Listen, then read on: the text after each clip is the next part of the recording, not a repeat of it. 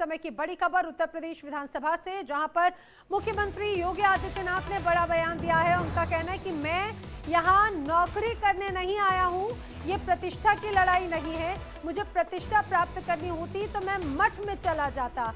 CM योगी ने एक तरह से कहा जाए विपक्ष को एक के बाद एक ताबड़तोड़ जवाब दिए, उन पर वार करते हुए नजर आए। इस दौरान मानसून सत्र में कैसे वो लगातार बरस रहे हैं वो भी हम आपको सुनाएंगे। आपको ये भी बताते चले, सीएम योगी ने कहा है कि मैं यहाँ नौकरी करने नहीं, जन सेवा करने आया हूँ।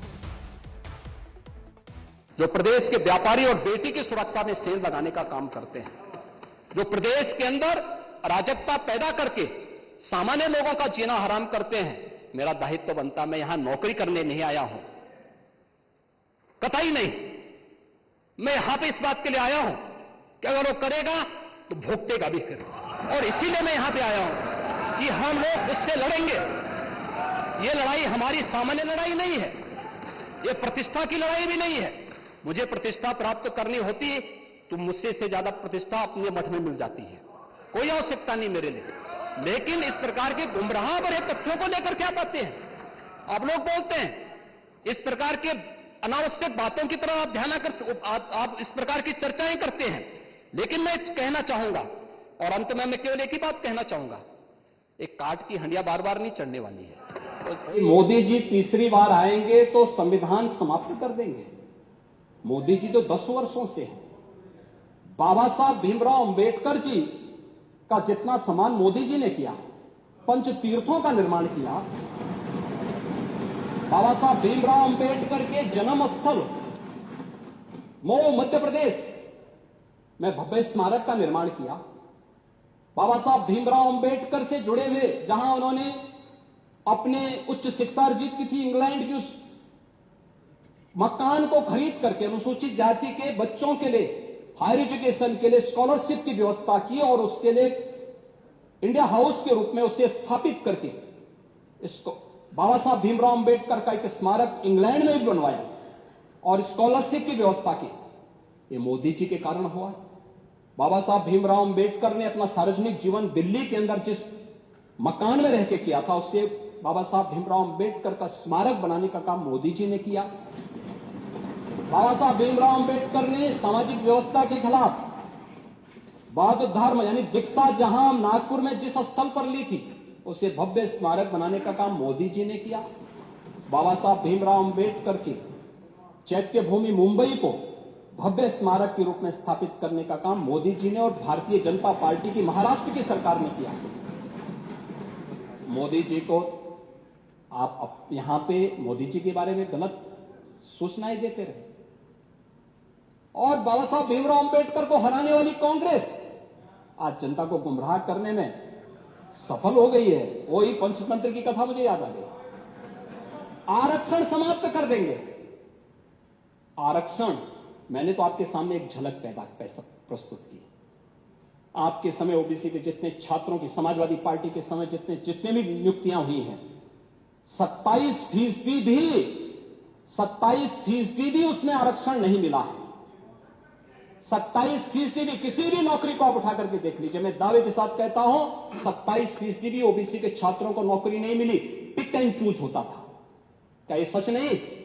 आज जिस तहसीलों की आप बात कर रहे हैं, यहां पर भतीजा और चाचा की एंड कंपनी वसूली के निकली थी और लेखपालों की तैनाती उस आधार पर हुई थी।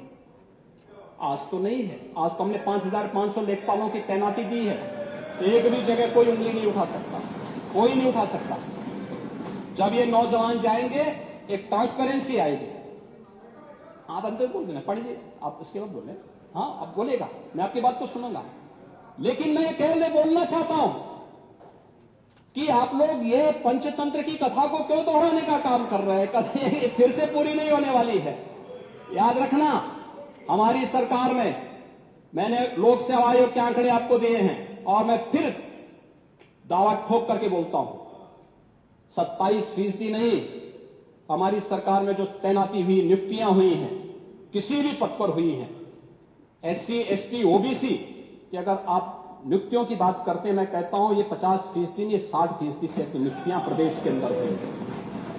ये 60% से अधिक नियुक्तियां हर एक स्तर पर हमने किए हैं और ये सुनिश्चित किया है एक प्रदेश के किसी नौजवान के साथ धोखा नहीं होना चाहिए। धोखा कोई करेगा उसकी नौकरी को उसी दिन हम लोग लेने का काम करते हैं और जेल के अंदर पूरी निर्ममता के साथ उसको ठूंसने में भी कोई कोताही नहीं बरतते। आपको बुलडोजर से डर लगता है, लेकिन ये निर्दोष के लिए नहीं है, उन्हीं अपराधियों के लिए है जो प्रदेश के नौजवानों के भविष्य के साथ खिलवाड़ करते हैं, जो प्रदेश के व्यापारी और बेटी की सुरक्षा में सेल लगाने का काम करते हैं, जो प्रदेश के अंदर अराजकता पैदा करके सामान्य लोगों का जीना हराम करते हैं। मेरा दायित्व तो बनता, मैं यहां नौकरी करने नहीं आया हूं, कतई नहीं। मैं यहां पे इस बात के लिए आया हूं कि अगर वो करेगा तो भुगतेगा भी, और इसीलिए मैं यहां पे आया हूं कि हम लोग उससे लड़ेंगे। ये लड़ाई हमारी सामान्य लड़ाई नहीं है, ये प्रतिष्ठा की लड़ाई भी नहीं है। मुझे प्रतिष्ठा प्राप्त करनी होती तो मुझसे से ज्यादा प्रतिष्ठा अपने मठ में मिल जाती है, कोई आवश्यकता नहीं मेरे लिए। लेकिन इस प्रकार के गुमराह भरे तथ्यों को लेकर क्या बातें हैं आप लोग बोलते हैं, इस प्रकार के अनावश्यक बातों की तरह आप ध्यान आप इस प्रकार की चर्चाएं करते हैं। लेकिन मैं कहना चाहूंगा, और अंत में मैं केवल एक ही बात कहना चाहूंगा, एक काठ की हंडिया बार बार नहीं चढ़ने वाली, तो उसका समय पूरा हो गया, पूरा हो गया है, अब नहीं चलने वाला है। और इसीलिए हम लोग तो इस बात के पक्षधर हैं, और वह ये मैं फिर भी आपसे आप लोगों से कहूंगा, आपसे नहीं, आप तो बड़े बुजुर्ग हैं, वयोवृद्ध हैं, पूरे मैं दोनों पक्षों से कहूंगा कि पांडे जी जैसे लोगों को सम्मान मिलना ही चाहिए, क्योंकि वो पीढ़ी लगभग अपने ढलान की तरफ है और मुझे लगता है उन्हें हर प्रकार का सम्मान मिलना चाहिए। लेकिन हम लोग जो भी योजना बनाते हैं यह धरती पर पांव रख करके बनाते हैं, व्यवहारिक जगत का। मैं आपकी बात को इसलिए सुन रहा था, मैंने एक भी बार आपको डिस्टर्ब इसलिए नहीं किया क्योंकि मैं जानता था कि आप जमीन पर रह करके सारी बातों को यहां व्यवहारिक स्तर पर बोलते हैं। और इसीलिए मैं कहूंगा कि एक पांव, जो अटल जी ने कहा था, एक पांव धरती पर रखकर ही 52 भगवान ने आकाश पाताल को जीता था। धरती ही धारण करती है, कोई इस पर भार न बने, मिथ्या अभिमान से न तने। मुझे लगता है गलतफहमी नहीं होनी चाहिए समाजवादी पार्टी या कांग्रेस को कि वह बार बार खटाखट जैसी योजना के माध्यम से जनता को धोखा दे सकें। लेकिन मैं आपसे कह सकता हूं, ये सरकार चलेगी, मजबूती के साथ चलेगी, प्रदेश के अंदर ट्रांसफॉर्म करने के अपने अभियान को आगे बढ़ाएगी। प्रदेश के अंदर खिलवाड़ करने की किसी को जरूरत नहीं होगी।